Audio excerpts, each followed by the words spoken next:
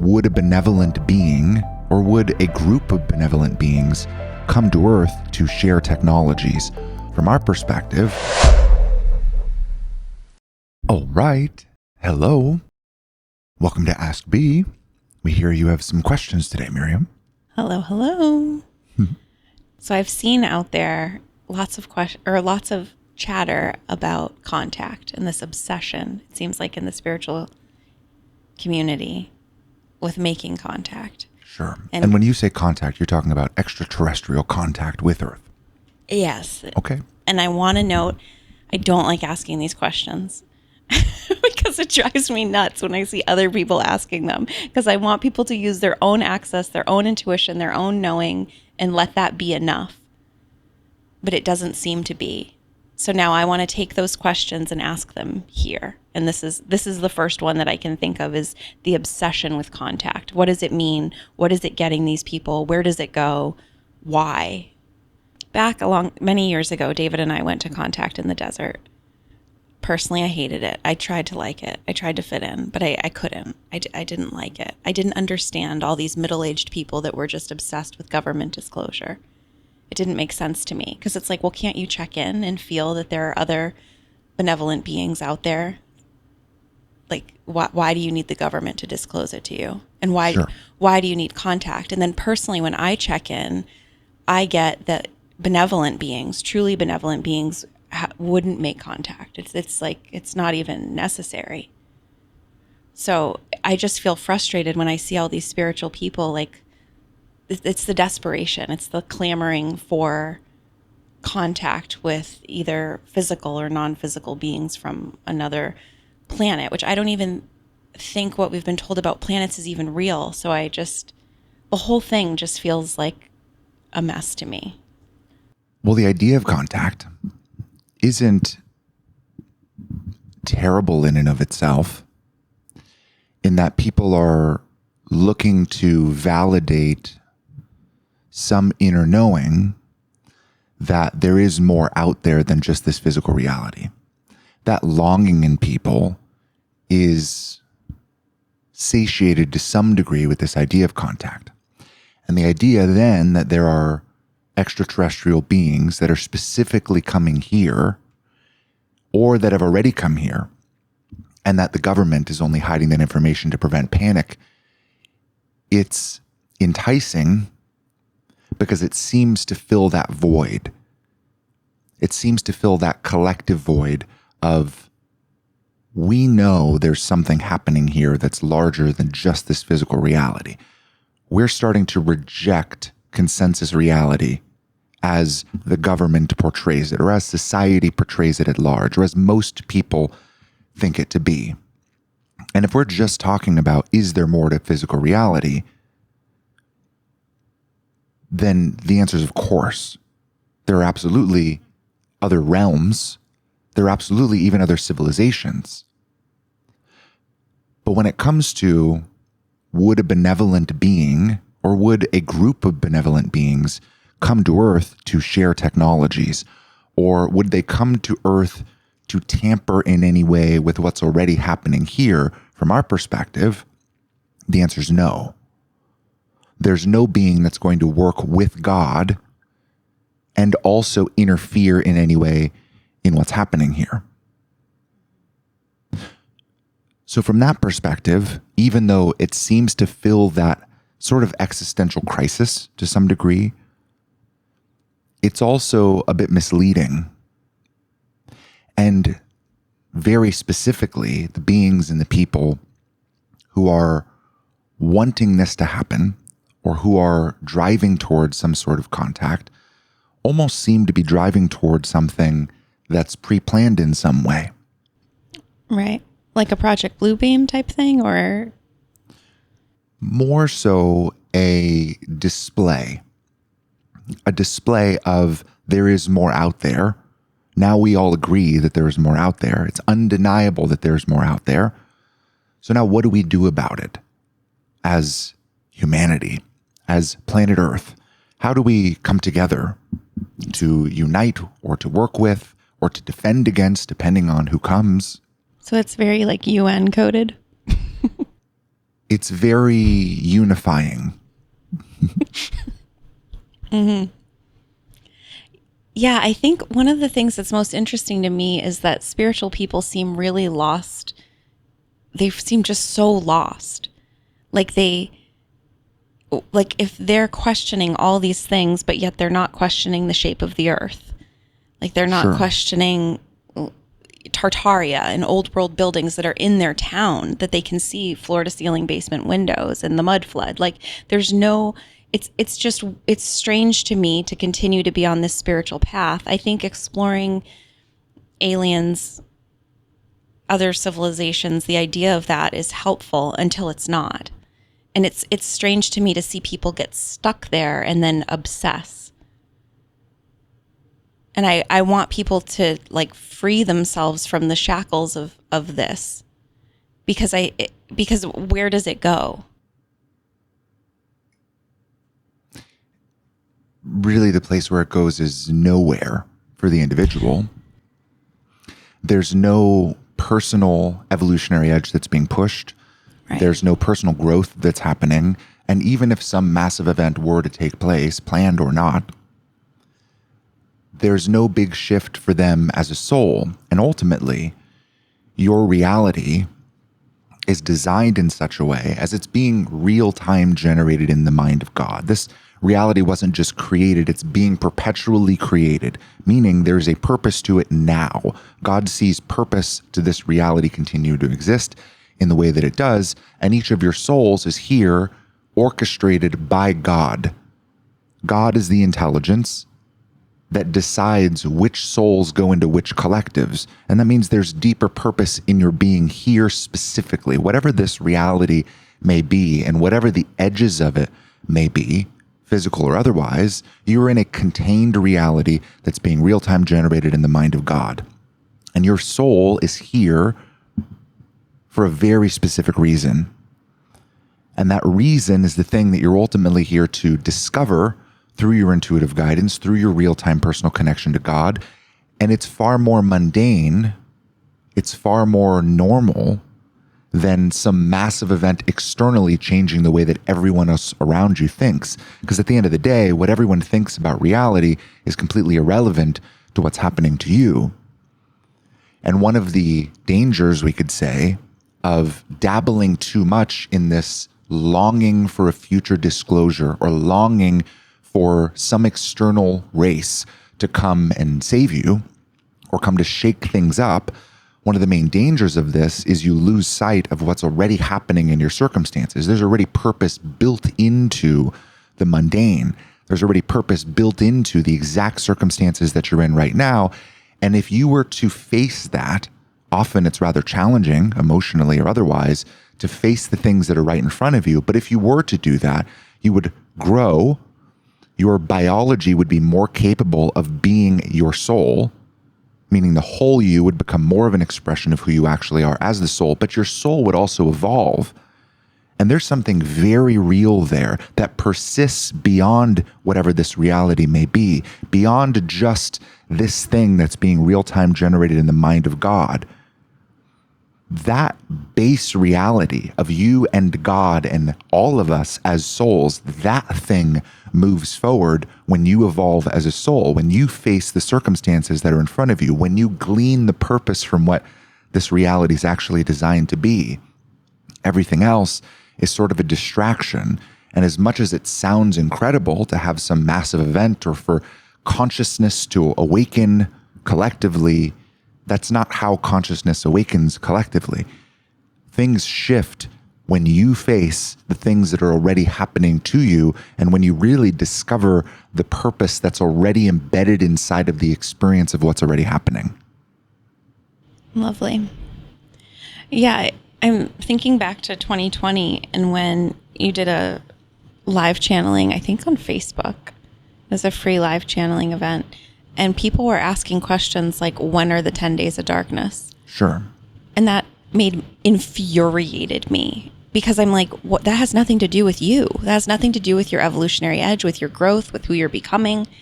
You're just asking the latest like hashtag spirituality, mainstream spirituality thing. Mm-hmm. You're asking the like conspiracy theorist thing. And then if there were to be 10 days of darkness, you'd be fine. Ideally, right? Because you're connected to your intuition, you're connected to God, you're doing the things that are here. Sure. Like, so then that question's null and void. So it's like, okay, so why don't you ask something real? And I think that's where, I mean, I'm coming to you with all my grievances about spiritual people. Mm-hmm. Maybe I'm leaking out sideways, but I feel so irritated that those are the types of questions people are asking, because to your point, it's about their own exact reality configuration. It's what's going on for them personally. Of course. So how do we like display that? Like how do people learn that it's not about the narratives that they've been given by their shiny rectangles? Because even disclosure that's an online thing. You wouldn't know about it otherwise. I mean, maybe with these like old middle-aged crotchety people, they would have, had formed their groups or whatever and talked about it. But it just feels so hollow. Like, it's like, I want people to talk about like the realest thing ever, which is like quitting their job, getting divorced, moving across the country. Yes, their actual evolutionary edge. Yes. And what that God is very specifically orchestrating and driving them towards for the betterment of their soul. And yes, exactly. Mm-hmm. And then it feels like what ends up happening is, instead of dealing with that tension, all of that angst gets put into like, why isn't the government disclosing aliens to us? Sure. And it misses the entire point. One of the challenges that humans generally here face is the existential crisis sort of lives underneath the surface, and it's not entirely acknowledged. The feelings that they do have of things being wrong here, of something being out of place with their life, often gets slotted as some sort of depression or negativity or something that they need to work through. Like a shadow. Sure. To be able to get back to feeling positive and good about doing the exact same thing that they feel so off about, right? That's most people's core drivers. So when you look at lots of these topics and questions that you would see as really silly, often what they're doing is they're displacing all of their existential crisis into an external event or into some external ideology. And the idea is, when this thing happens, things won't feel so off for me anymore. Mm-hmm. When this thing happens, my existential crisis will vanish. And you get long-standing narratives through sort of religious dogmas. You get long-standing hopes that lots of people hold, but all of it's sort of missing the point. Because You're right, at the end of the day, it's about coming back to the circumstances that are already in front of you, and you already have the ability to grow as a soul. And really, you have the ability to place everything precisely in your life where nothing feels off. And that's not even really a possibility for people. They sort of think that deep underlying existential crisis is a given, is just something that's always going to be there, or something they're going to have to grapple with for the rest of their life. There's no real connection of, if I face the things that are in front of me and engage with them and trust my guidance and walk through the circumstances that are already here, I'm going to come out feeling more of myself. I'm going to come out resolving that existential crisis. That's not particularly a possibility. So one of the reasons why you and David both got the ping, the guidance to do this Ask B in the first place, is because going into all of these pockets and acknowledging what's actually underneath the surface is incredibly important. Mm-hmm. Because at the end of the day, people have incredible hope in this idea of disclosure, because it will finally prove to everyone else that the things that they're feeling inside are true. It will invalidate the pushback they feel on what they feel to be their deepest truth. No. There's more to existence than just this consensus, dry, traditional path. You guys need to understand. Mm-hmm. And that's all true. There is more, and they do feel that deeply. Their soul does know that. Their soul does long for a world that acknowledges their soul to begin with. But they've displaced all of that crisis and all of that collective pushback into this hope of, once disclosure happens, then they'll see that I was always right, and then I can finally be myself in the world. Right. It feels like another episode of manufactured relief. Sure. Which drives me nuts. Sure. the reality of it's even more dismal than that, truthfully, because it's not ever relief. It's not just manufactured relief that they actually experience. It's the hope for a future relief that never comes. And that's what's so bothersome, we would assume, for you when you look out at all of these collective pockets and all these questions that you would consider stupid, is that the hopes that people have, the dreams that people have, the aspirations for humanity that people hold near and dear to them, they'll either never come, which is most of them, or if they do kind of come a little bit, it's never going to relieve the thing that they're wanting it to relieve. Mm-hmm. It's not just manufactured relief, it's the promise of a relief that never comes. That's even more insidious in some ways. That's interesting. I still see it as manufactured relief, even if it's temporary, because when RFK Jr., whatever, got in, or I don't even know what's happening. All of these people they're ecstatic about it. And it's so confusing to me. And they're like, oh, I feel so relieved finally, like red dye 3 or 4 or whatever the number is. That's not allowed anymore. And they're so relieved. And it's like, wait, what? What? You just don't eat it. Sure. The thing that they're ultimately looking for, and we understand what you're saying and agree to some degree, that there is little stepping stones of manufactured relief along the way, but they're sort of bullet points of proof for the thing that never comes. The thing that people are ultimately searching for and longing for is, wouldn't it be great if you went to the grocery store and every single thing that you had was healthy, and you went and engaged with the health industry or the medical industry, and everything that was given to you as a solution was genuinely a solution, that there was no poison, there was no risk. What if health was completely unlocked for everyone? What if the cutting edge things that everyone sort of has a hunch exist just became mainstream? What if there was a massive revolution in health? That's the thing that doesn't come. Well, that'll never happen here. No offense to anyone watching this. Crush your dreams. Well, I don't think that's the point of Earth. I mean, there's another element too that I think needs to be acknowledged, is like darkness is very much real. And that's another thing that I see spiritual people not wanting to like admit, or they don't want to see that this place is as dark as it is. Instead, they internalize the darkness and they make it about their shadow self, and the darkness in me is the darkness in you. I know that's not namaste, but like, it's like that thing. If I can see darkness in you, it's really the darkness in me. But it's like, what if this person just has like a freaking entity attachment to them, like some demonic fucking thing working through them? Like, can't we just call a spade? Just because I can spot it doesn't mean I got it. Like, I feel like I've liberated myself from that in order to see it, but that's not traditional spiritual thought.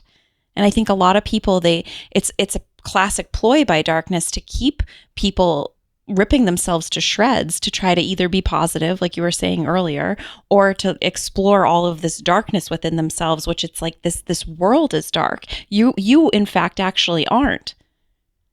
Like it drives me nuts. I just feel like spiritual people are lost, and I don't want them to be lost anymore. Sure.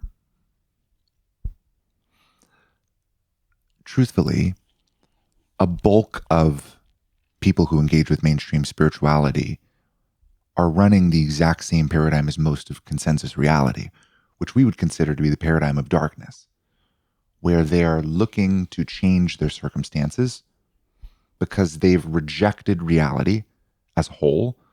They've rejected the guidance that they're receiving on a continual basis, and they want something else. So there's this general idea of, if I set a goal and I look out into the future and I imagine whatever I want, I can make that happen with enough willpower and perseverance. Most people in mainstream spirituality may believe that they've found some secret to do that. They may believe that they have unlocked some hidden manifestation potential. But the reality is they're still just setting goals and trying to tamper with their life to make it feel better. That entire paradigm we'd call the first paradigm, or the paradigm of darkness, because it's not engaging with the reason why you're here in the first place. It discounts God entirely. But as you've come to realize over time, the second paradigm, or what light is trying to encourage you to do, is just to engage with the things that are already here and to follow the guidance. And there's always something incredibly helpful, uniquely for you as the soul, inside of the circumstances that you were already guided to. It's the reason why you're here in the first place. Mm-hmm. So it's tough to say that most spiritual people are light at their core, because that's not necessarily the case. And for most of mainstream spirituality, it's just a sort of carbon copy of everything else with different language. They are manifesting while the corporate world is setting SMART goals, but it's really the exact same things. They're setting their heart on something that isn't real, and they're driving their willpower completely in that direction, away from the truth of their soul, or away from the guidance that God's ultimately delivering to them in that moment. Underneath that, for most people, there is a soul that is light, that is sort of suffering perpetually. Mm-hmm. But for the most part, the people that we're speaking to, the people that you and David are speaking to, and the second paradigm is designed for, are people who are already trusting that guidance to some degree. Our job, really, our intention, isn't to change the world necessarily. Mm-mm. It's not to pull people out of the corporate world into spirituality, or to pull spiritual people out of New Age spirituality into something better, because they've sort of made their mind up. They're doing what they're doing. There's no real changing their mind, and we don't see it necessary to change their mind. We more so want to highlight that there is a path for those who have already rejected that consensus way of being, and who are searching for that deeper truth and wisdom within themselves, and are already essentially making continual sacrifices in their external identity, in their success, in their opportunity to hold on to that deep inner knowing. They're constantly making a bet that if they do the things that feel deeply right to them, that it'll go somewhere meaningful. And for lots of these people, it's perpetual suffering, because the entire world is designed the exact opposite of that. They don't have external approval at all of what they're doing. They're trusting themselves over everybody, and it's crazy making. Mm-hmm. So when we talk about helping spiritual people, what we're talking about is the people who are already trusting that deep inner wisdom. And for those people, we, just like you, want them to know that that's the voice of God. We want them to know that that's actual light. And when you acknowledge that, you have to acknowledge at some point exactly what you were saying, that this world is unbelievably dark. Whether or not the souls at the core of these people are dark, whether or not it's their intention, their actions, their decisions are dark.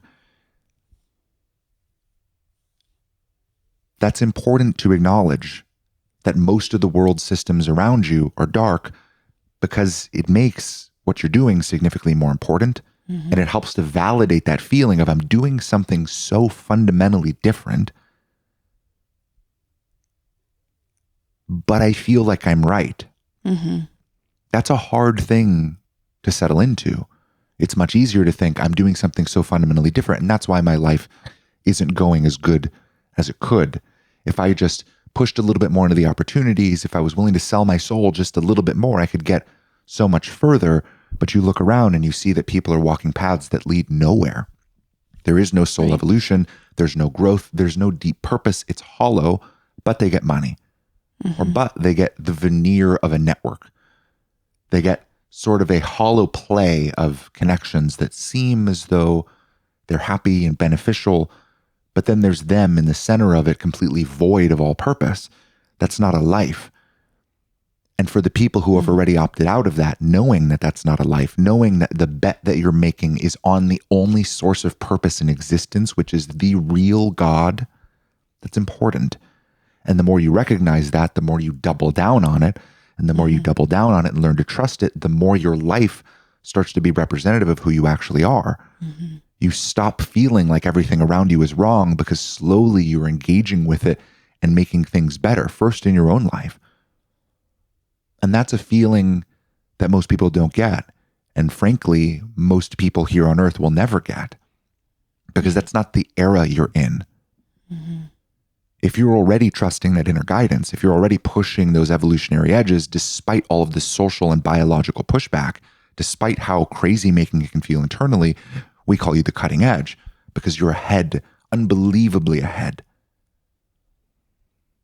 And from another perspective, you're some of the last remnants of light that's left on Earth. And all of these other trajectories that we're talking about, whether it's ET disclosure or government intervention, they don't go anywhere. Right. They don't go anywhere that's light, It just certainly. feels like a cesspool. Mm-hmm. Okay, I have another question. All This right. is great. I'm loving this. This is only episode 1. This is going to go far and wide. Okay, so why do I find that other channels, self-proclaimed channels, Sure. say that there's no talk of God? Yes. How? That seems like a big red flag. Well, it is. The short answer is because they don't work with God. That's also a red flag. Who are they working with? They're working in organized councils under a larger hierarchy that's designed to output a good that's better than God. So like darkness. Yes. So what you're telling me? Okay. Yeah, I mean that tracks. And I feel gross. Like there are a lot of channels that I used to like that I look back at now, present day, 2025, and I'm like, ooh. But even 2020, I was like, wait, what? You're pulling through something that feels completely off to what I'm getting. Like they had the spooks.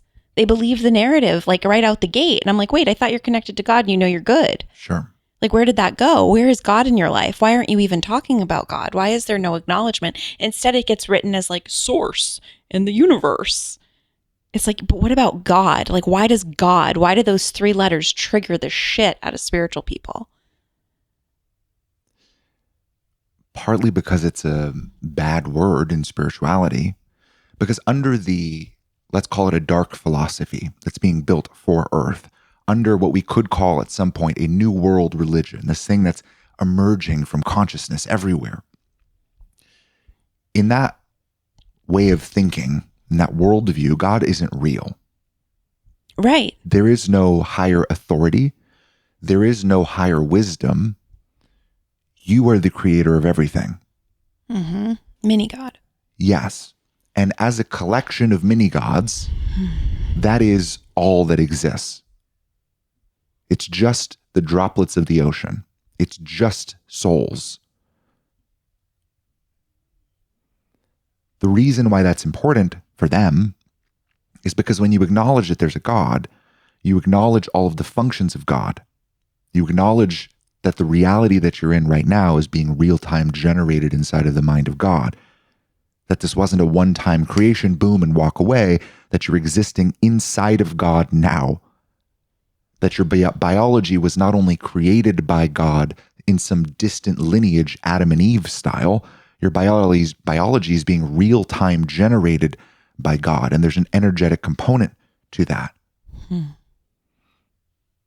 You recognize that there's an underlying purpose to reality, not just for you, but for every individual soul that's here, and it's impossible not to feel some degree of awe at how massive of an orchestration that is and how good it actually is. Because when you get down into the nitty-gritty and you look at how individual souls are guided together and the sort of collaborations that there, and you imagine that happening on a collective-wide scale, it's unbelievable amounts of computational power, let's call it. It's an unbelievable amount of foresight and understanding of each individual soul and their makeup to create anything good whatsoever. When you see all of the power, in quotes, that God has, when you see the displays of benevolence constantly, it's very hard to justify this idea that, well, maybe if I just, as my own soul, here on the ground floor in this body, maybe just with my brain, I can come up with something better than that massive, sprawling orchestration of purpose, not only for my soul, but for every soul in collaboration with each other, a constant win-win between everyone involved. Maybe I can do something better than that by making a little bit more money. It becomes unbelievably hard to justify your paradigm if you see God for what it actually is. So God has been sort of lessened over time, and all of the functions of God have been stripped. And what you'll notice with many channels is they'll typically say that they created everything. That civilization, that being is coming Yes, from. that being within their councils created everything. They're trying to strip away these functions of God in a way so that you don't notice that God is real. But then who created them? Well, you don't ask that question. Oh, that's why I got kicked out of those circles. Okay. Yeah, yeah.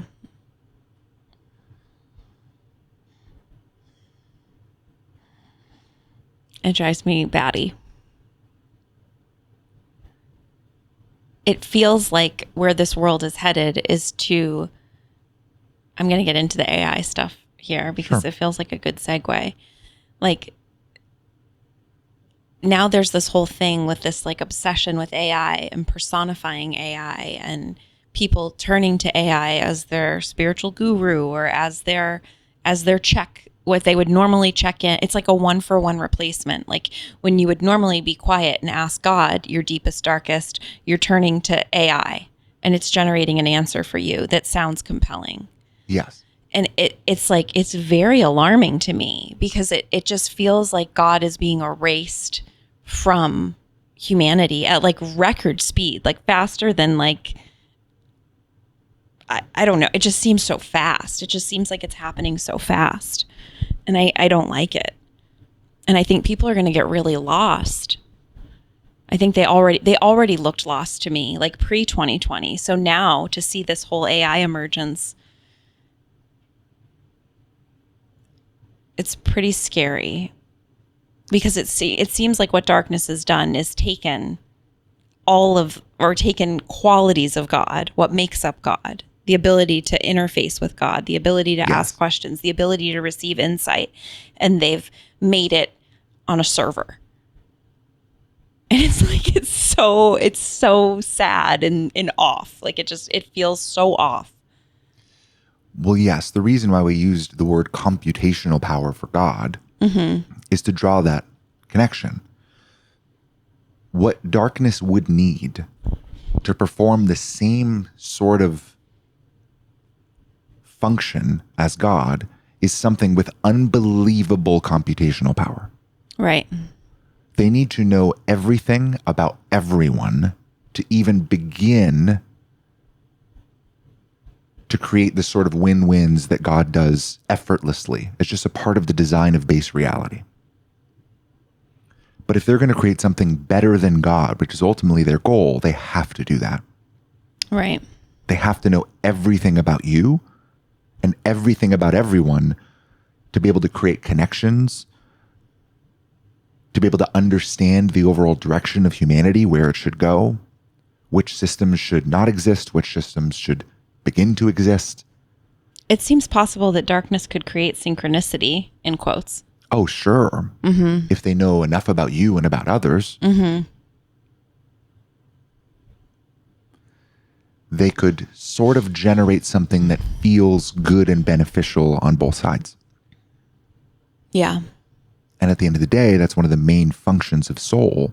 It's one of the main functions of God, of your intuitive guidance, is it's leading you to those things. Mm-hmm.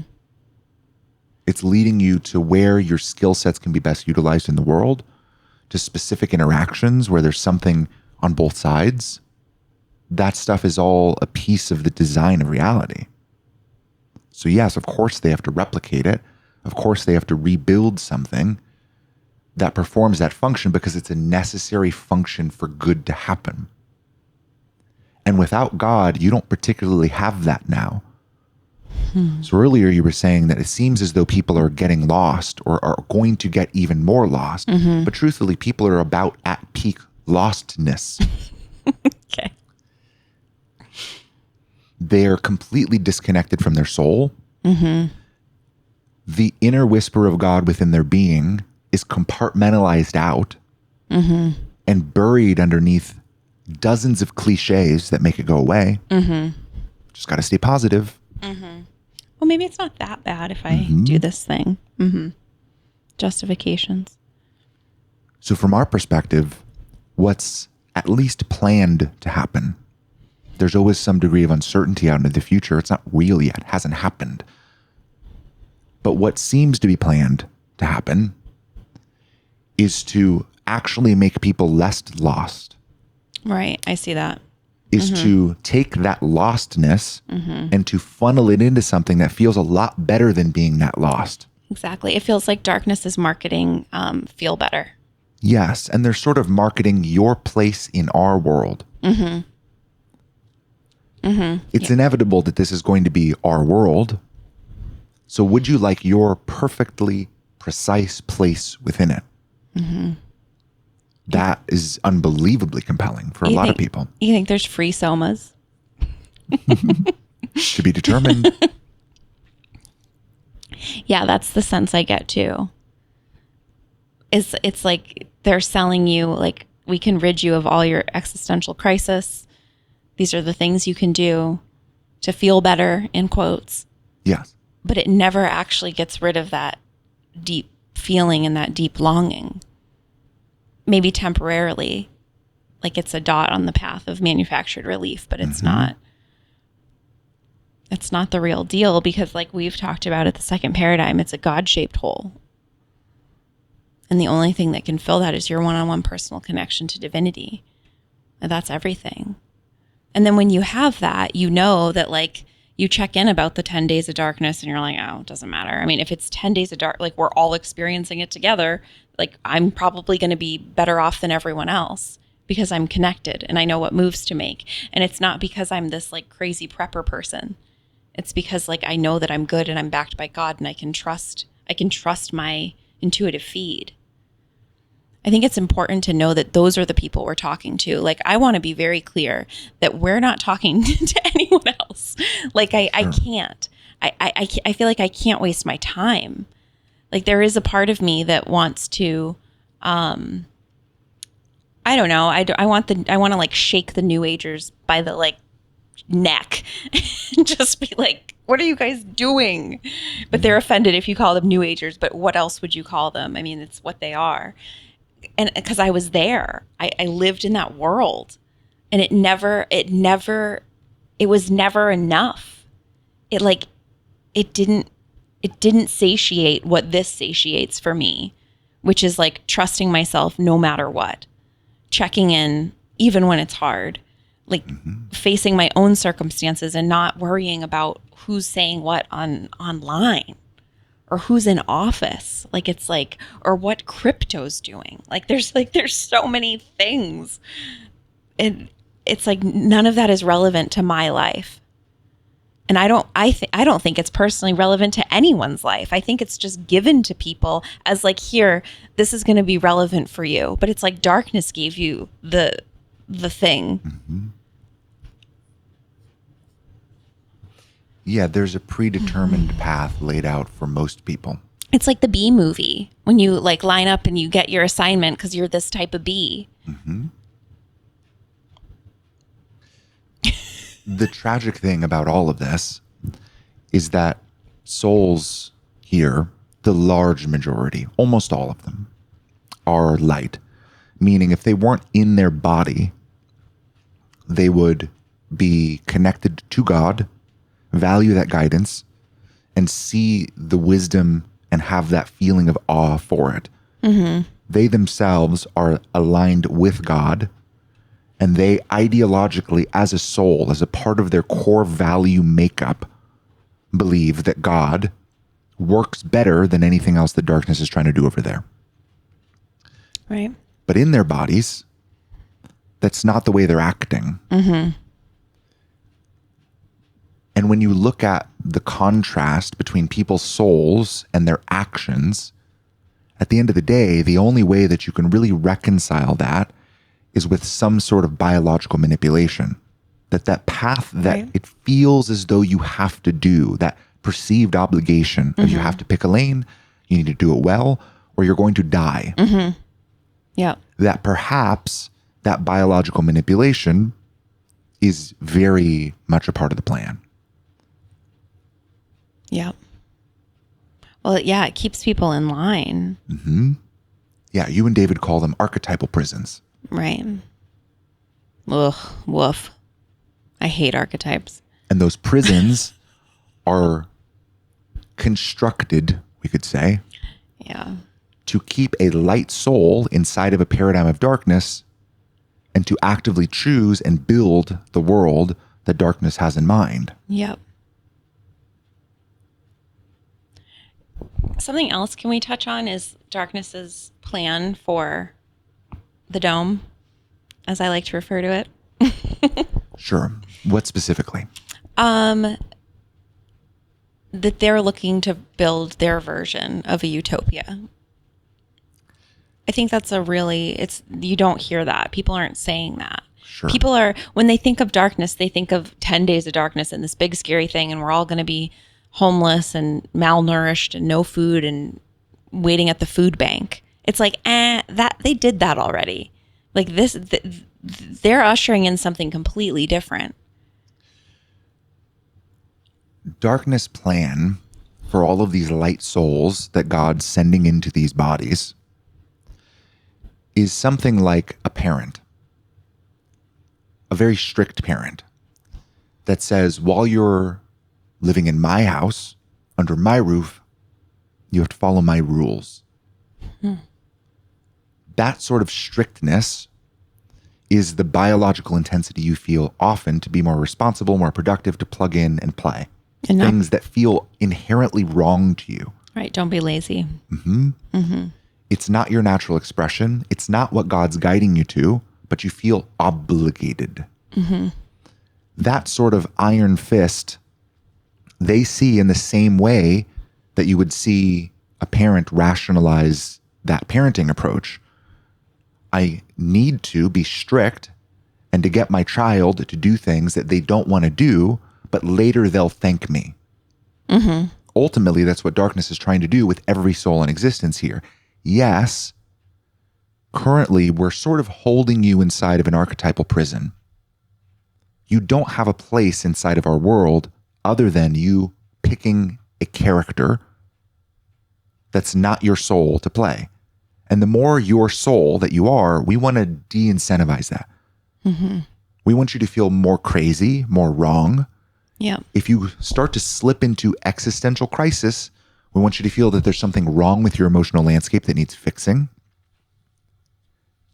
If you feel as though there's something wrong with the world around you, we want you to feel as though, no, it's actually your beliefs that are wrong. If you were more positive, then you could be wealthy and live the good life. Right. We're doing all of this because your soul is incorrect about God. This is what darkness believes.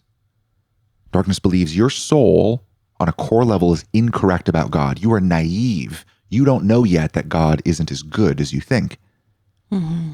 So we are, sure, enslaving you. You can use that word, but we see it as parenting you. We're parenting you, light souls. But if we can get further and further down this road and build a world that actually is better than what God had in mind for this place, if we can build our utopia, then all of you souls, when you leave this place, will look back and go, maybe I was wrong. They're hoping that you're like the teenager who's rebelling and who hates their parents, but then turns around and go, you know what? My dad actually had some good advice for me. I'm glad he was so strict. Thank you, Dad. They're hoping that you have that exact same reaction to what's happening here. So their goal, despite popular belief, isn't to destroy everyone. It isn't to enslave everyone long term. Their goal is to prove to everyone that God is an insufficient ruler and guider of existence.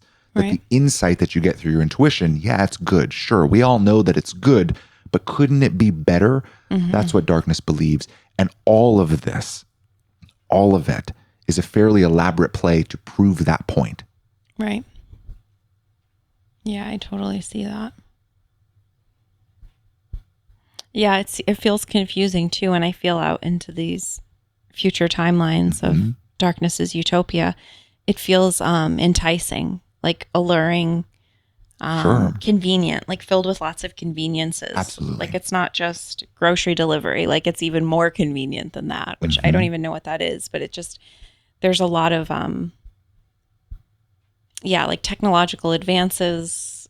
Oh, it would be crazy not to get your groceries delivered. Like no one shops in the grocery stores anymore. They're just big warehouses. Sure. Like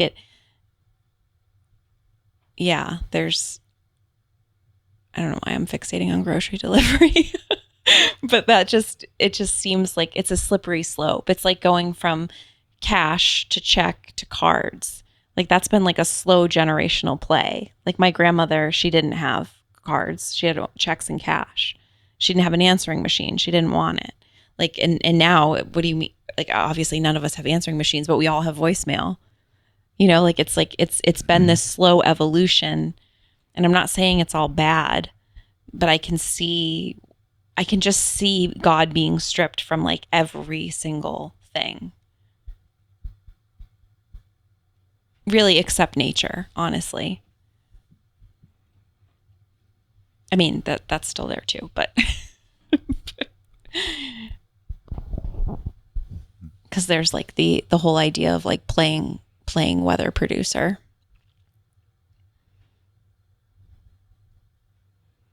Yeah, it's really interesting. It gives me such purpose seeing the world for as dark as it is. It gives me such purpose in being here. I don't feel crazy. I don't feel off. I don't feel deceived or duped or hoodwinked by anything. Like I feel like very like grounded and on point. And I look out there and I'm like, wow, no one's saying what we're saying, and what we're saying needs to be said, because I can't be the only one that feels this way. Like I can't, it's just, that doesn't make sense. You're certainly not. Well, thank God. Yeah, there's just that doesn't track. Like there's got to be like at least 5 more people out there that'll see this video that are like, yes, I felt like something was off about this, or like I always felt that, but all my friends really like it, so I never wanted to say anything. It's like, no, that feeling of off is like, that is everything. That's everything to me. Like that's it. Like that's your guidance. Listen to it. I really liked this. Well, good. We enjoyed it too. Thanks for saying yes to the ping and to the guidance. We're happy to play our part in it. Yeah, David and I both got the ping separately. I just think that's cool. Okay, continue. Sorry. No, that's it.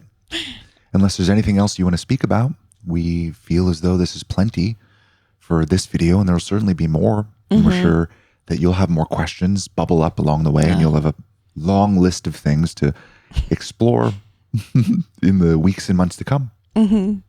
Yeah, for sure. Thanks. This is great. All right. Well, thank you again, and thanks for tuning in. And we'll speak to you at a later time. Bye for now. That was awesome. I want to do this all the time. Yeah, it's pretty cool. I like it. Yeah, it's a cool format. Thanks for watching. That was fun. That was awesome. Very, very good. I don't know. I don't know. How do we end this thing? If you guys like this video, give us a thumbs up. Maybe subscribe if you so feel called. And then, wait, why are you so awkward? I don't know. And if you want, go ahead. No, do it. If you want to learn more about us, go to thesecondparadigm.com. There's tons of free goodies over there. Thanks for watching. See you next time. Bye.